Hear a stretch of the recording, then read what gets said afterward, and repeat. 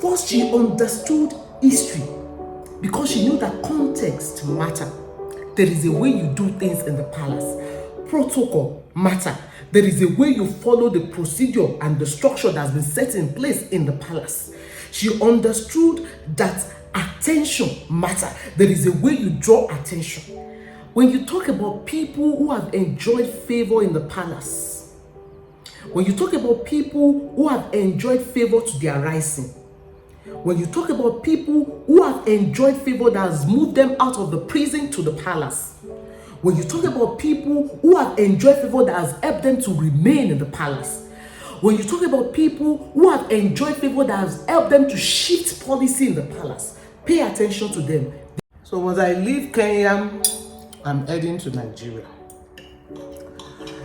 I enjoyed my stay in Kenya. There are lots of beautiful things to see in Kenya. You know, the national park, the museum, the Maasai culture, the Maasai market. I mean, lots of nice things in Kenya. But there's still a touch of Nigeria that I'm missing here. You know, I don't know, maybe it's me that didn't get to experience it. Well, it doesn't look like Kenya has a lot of their own menu, like food. So chapati, so this is a chapati. So I've been told that, oh, chapati is nice. You should, when you go to Kenya, make sure you taste chapati. So I told myself that we're going to taste chapati. Anyway, I found out that the chapati that they are talking about is the one that I've eaten at my neighbor's place in the US. Apparently, chapati is a food that kind of was transferred from the Indians, so they got it from the Indians. So I'm still asking myself, do Kenyans have their own food? They said they have something that looks like our pounded yam. It's a mixture of cornmeal mixed with that you can use with different soup, not stew, okay? Soup. So just imagine yourself eating corn-based pounded yam. That means it's not stretchy, it's not sticky, and you are eating it with pepper soup. Just imagine that. I will leave you with your imagination. Which brings me to the points that I want to just talk about. In terms of when you talk about understanding people and being able to understand their culture, it is very, very important to know that every people have a culture.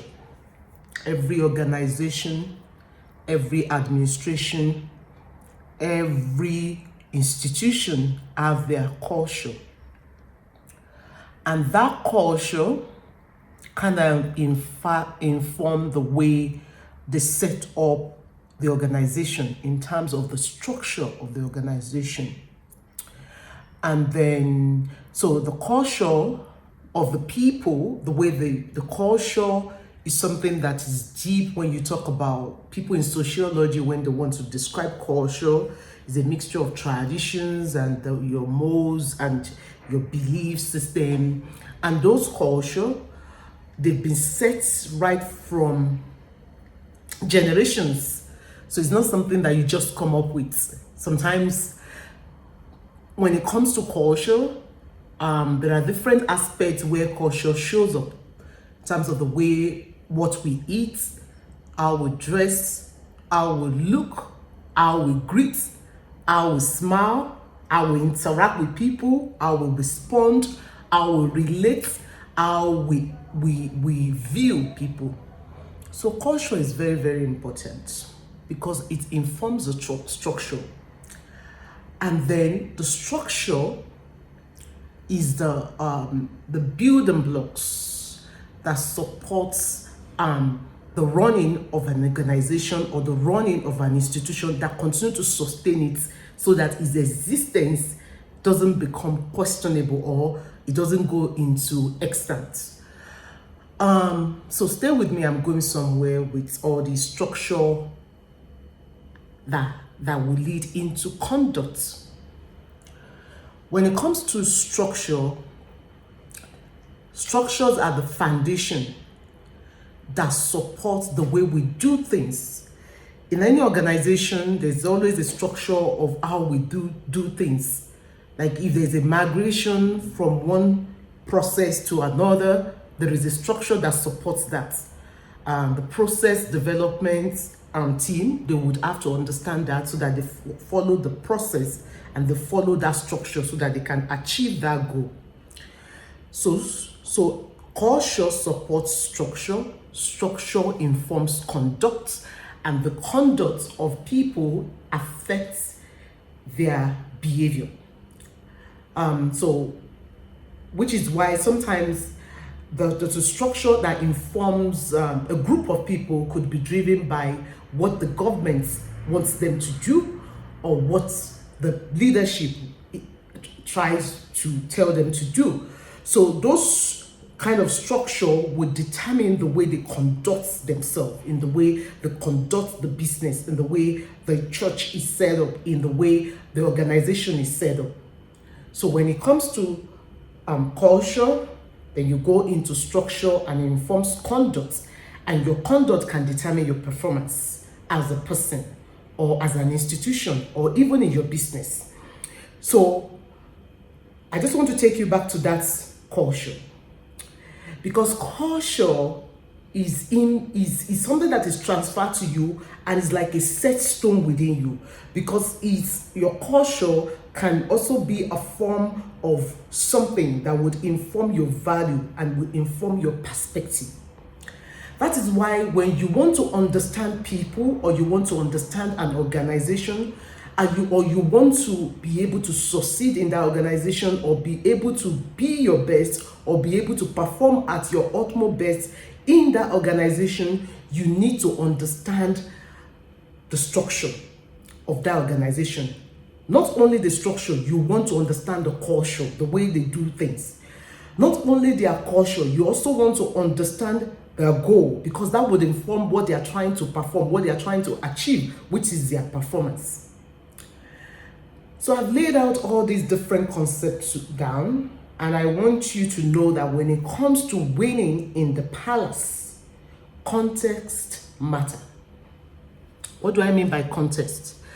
So when you think about Esther, in that Esther 2, so right from chapter 1, there's been a build up that led to Esther coming into the picture. So Vashti was the queen. She was the queen. And at some point when things got busy in the palace, because the king was having his own party that involved different protocol, and Vashti herself was having her own party that involved a different set of protocols and structure and behavior and performance. And I guess this kind of made the situation to be a little bit stressful for this queen. So when the king followed the protocol for inviting his bride, his queen, and sent 7 eunuchs to go bring the bride, and Vashti turned him down. Vashti said, I am not coming. Today is not a conversation of what Vashti could have done or what Vashti, whether she is right or wrong. I am not going to focus today's video on Vashti. I just want to focus today's video on how context matter, how culture matter, how culture interacting with history and tradition builds context. Because when you want to understand an organization and you want to win in that organization, or you want to win at the palace, you need to understand the culture. It is one thing to have good idea. It is one thing to be smart. It is one thing to be qualified, to have all the qualifications. But when you have all the qualification and you don't know how to package your idea in a way that it sells to the management, you will not be able to get to achieve any of your goals. And that also speaks to any setting, either church setting, either business setting, either any institution, or even any political structure. There is a need to understand the structure, because the structure is built from the culture of the people. And that culture is set based on the traditions, which means history matter. When you step into a role, don't just step into it. When I step into a role and I want to do something, the first question that I ask is that, why do I need to do this? If anybody has done it before me, what have they done? That is the first thing I want to understand. What have they done right? And what have they done wrong? Why are they bringing me in? And what can I add that will be valuable? So when you want to think about the structural conduct performance paradigm in the palace setting, you want to understand history. Esther understood history. Esther understood history. First, she knew that king carry power, and that power brings authority. So that the king is your husband and loves you doesn't mean that he can't demote you. Because for Vashti, we saw in that story that at some point when Vashti didn't come, Vashti was demoted. She was kicked out of the palace. Esther understood that history. I don't know who told her, because the Bible didn't tell us who told her. She understood that history. She understood that there's a way you conduct yourself in the palace. There's a way you carry yourself. There's a way you look in the palace. There's a way you dress in the palace. There's a way you approach the king in the palace. There's a way you follow protocol in the palace. Esther understood that, and that kind of played out for her in a favorable way. Because when people talk about favor, and they talk about favor, that finding favor in the sight of men and in the sight of God, so many times we pray for favor, but there is a currency that favor speaks to. There is a currency that when you put that currency forward, you kind of start seeing people want to favor you. In that chapter 2, we saw the kind of currency that Esther played out. First, she understood history, because she knew that context matter. There is a way you do things in the palace. Protocol matter. There is a way you follow the procedure and the structure that's been set in place in the palace. She understood that attention matter. There is a way you draw attention. Drawing attention is not based on making noises. There's a way you draw attention. There's a way you recognize attention. There's a way you make impression. Those are the things that I noticed that Esther kind of understands very fully, and that played out for her. It played out for her in the sense that everything that she was given by the woman, or by the guy, the eunuch that she was working with, they said everything she was given, from the perfume to the deodorants, the smelling spices, all the things that she was given, she accepted it. She accepted it. When you are trying to gain momentum and you want to gain shine in an organization, that is not the time to be questioning their structure. That is not the time to be questioning their policy. That is not the time to be questioning their procedure or their protocol. That is the time to settle down in humility and gain understanding and accept what you are being given. That was what part of what Esther did that made her to emerge. Because there were several virgins that were contesting for the position of Vashti. You remember? I said Vashti was demoted. She was kicked out because 7 eunuchs said, no way. Even when the king wanted to bring her back, they said, no way, we won't let that happen. Because if we let that happen, it's going to be telling a bad story.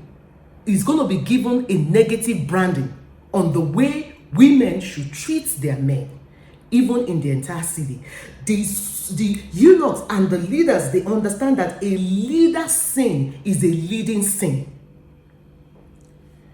When a leader does something, it generates effect on others because leaders carry influence.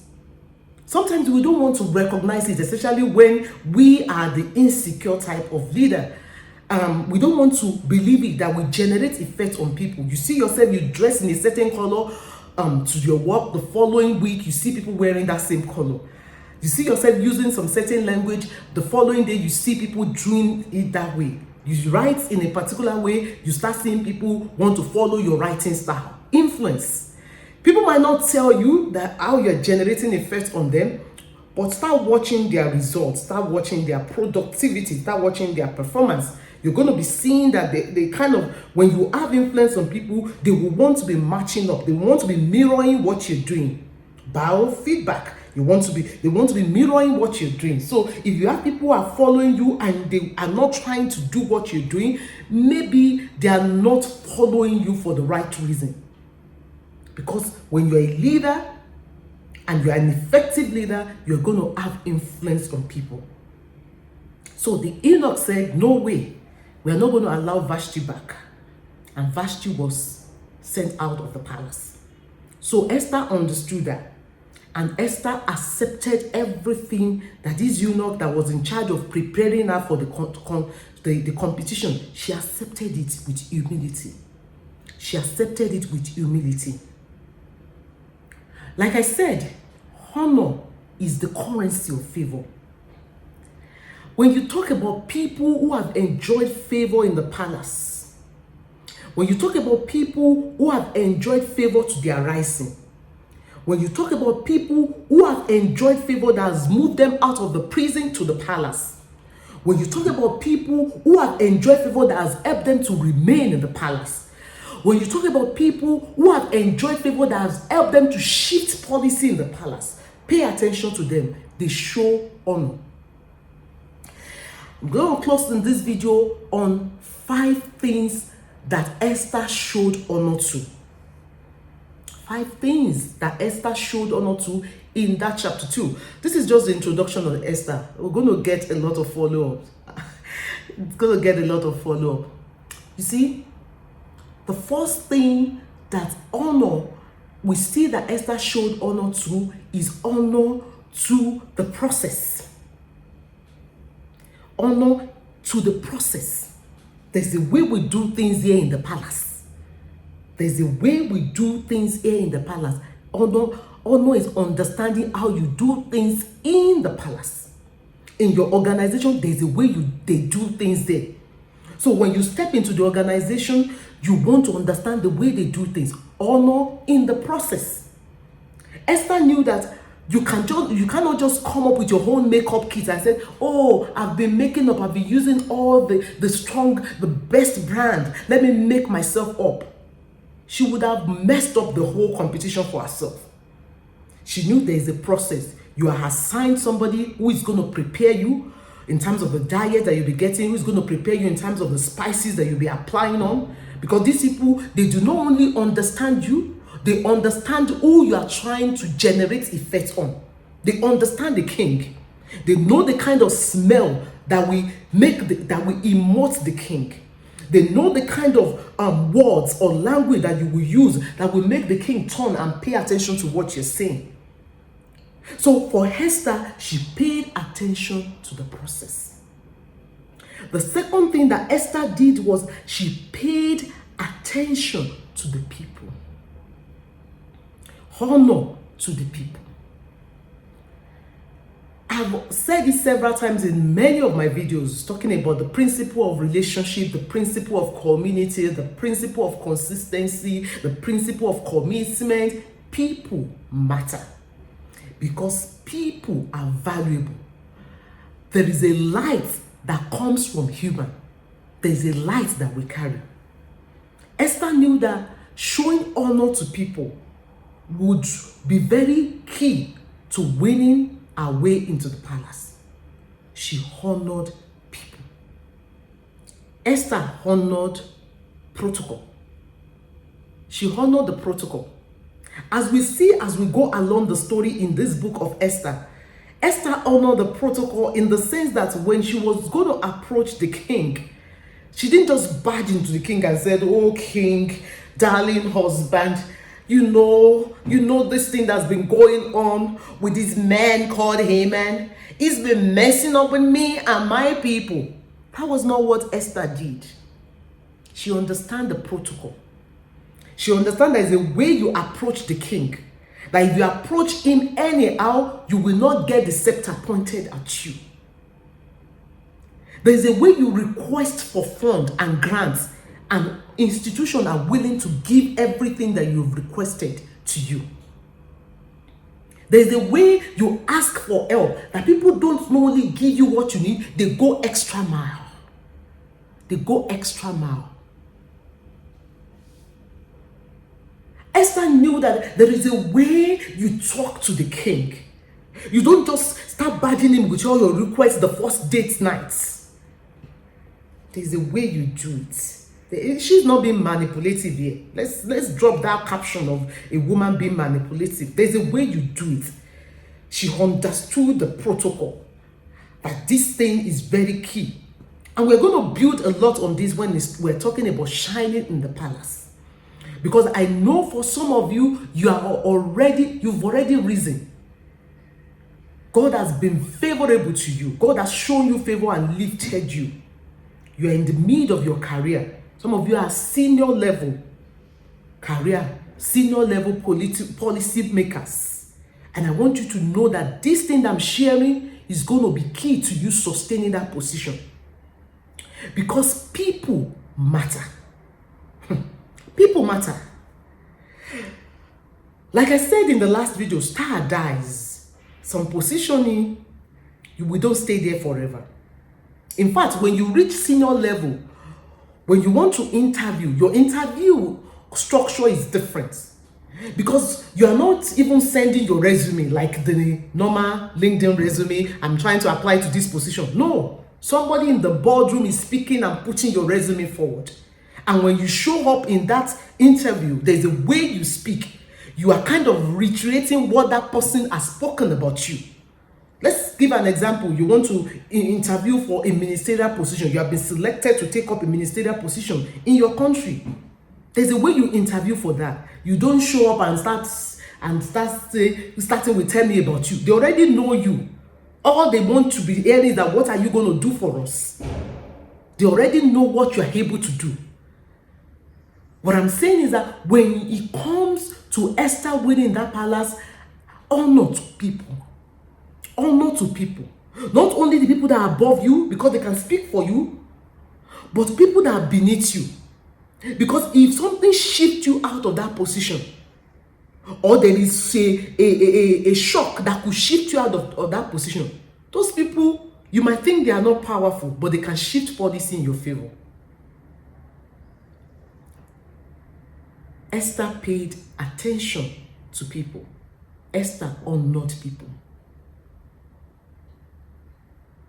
Esther honored people. Esther honored the process. Esther honored the protocol. Esther honored time. Esther honored time. The book of Ecclesiastes, I'm not sure I'm pronouncing it well, it said there is time for everything. There is time to live, there's time to born, to die, there is time to mourn, there's time to be joyful, there is time that we play in song, there is time that is quiet, there's time to plant, there's time to harvest, there is time for everything.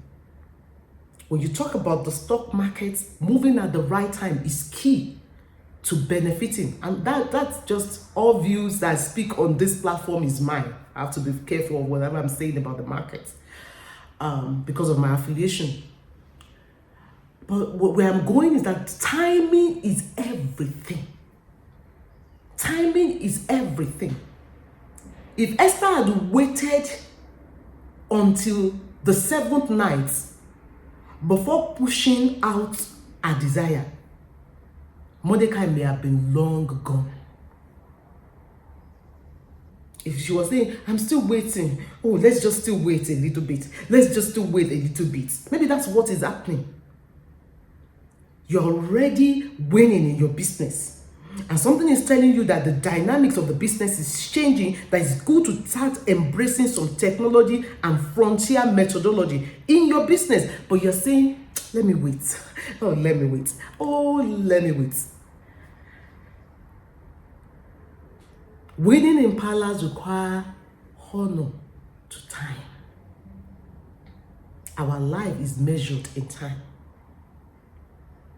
When I decided to start the OWL platform in 2022, 2022 was when I started going a little bit public. Everything I'm sharing here is something that I will share within our local church. I will share it in my family when we are having our family devotion. Social media was not a thing that I felt like I was ready to share it. First off, I work with an organization that's very, very careful around what you put in the public media. So I wanted to understand how to communicate that, to make sure that I align to the policy of the institution that I work with. And when I thought to myself that, okay, I wanted to study the currency of honor. That was 2022. Because 2021 was a year that started on favor was coming to my mind. Favor and favor. And I said to myself, there must be something about favor, because favor is merited. What would get people to favor you? There's a way you make people like you and they want to help you. You don't need everyone to like you, but you need the people that are important to your destiny to like you. So how do you get them to like you? Timing is everything. I told myself, okay, 2022, I started with the table talk. And then I was thinking, how do I share the materials? And then I set up a blog. And setting up a blog is not something uncharted territory. I've set up my own Google website for sharing my research project. So I was able to design my website for the OWL platform. And then when I started having the thought that, okay, I want to share video, I had thought I would just put it on Facebook. And then it was my husband that said, why don't you put it on YouTube? I said, okay, I don't want to be on YouTube. That would be like being out there. He said, why not? Okay. And then I put the first one. And now we're here. And we are 400 subscribers. With me as nobody, I'm thankful for every one of our 425 subscribers. Because timing is everything. I never knew that the message will resonate with a lot of people, that currency of honor. And I started with the principle of success. Where am I going with this? As much as you want to ruminate on that goal and you want to sit on it, don't oversit on things. Many of the things I bring to you on the OWL platform, I would have my notes. That was how I started. I would have my jotting points on what I was going to say, not the entire script. And I would just allow the thoughts to flow out, because I don't want to be scripted. I want to be able to communicate from my heart. And now we have gotten to a point that I will read a chapter and I would be able to even sit in front of you and let the ideas be flowing right in front of, while I'm in front of the camera. Can this be better if I script it? Yes. But maybe I might not have enough connection, because I will sound so scripted, I will not be able to make a good impression. So when I talk about being able to honor the timing, don't sit on it until everything is perfect. When it comes to winning the palace, you want to make your move at the right time. Esther made a move. Immediately, when Mordecai challenged her and said, you can't sit on this. If you don't help us now, help will come out from somewhere, but you and your household will be destroyed. And she quickly sent the slave to Mordecai, go and tell him, tell all the people to fast for me. I will approach the king. I know you don't approach the king without being invited, but I'm going to approach the king. And if I perish, I perish. And if I perish, I perish. There is something that comes when you honor your own person. When you honor your own courage, when you honor your own goal, when you honor your own dream, you honor your own self, because honor starts with you. Esther realized that if at this point she didn't have anything to lose, that is the domain where growth happens. When I come here, sometimes I speak, the grammar is incorrect. Sometimes my video is like this. Sometimes the light is in my face. Sometimes the light is not showing brightly behind me. When you want to shoot for perfection, you will not be able to achieve much. We don't have that much time in life to make everything perfect. Start with what you have. Honor yourself. Honor the gifts upon you. Honor your own person. Honor your own person. I was just having my breakfast and I thought chapter 2 or some of chapter 2 of Esther, there could be something that I could share when it comes to context, history, culture, people, food, music, dance, history, tradition. Because history informs culture, value interact with history and builds culture. Value interact with history and build culture. Culture informs your structure. Structure informs your conduct. Conduct informs your performance. When you follow and honor this process, when you follow and honor this protocol, you follow and honor people, you follow and honor yourself, you will see yourself winning in the palace. Thank you for joining me on the Our Platform. This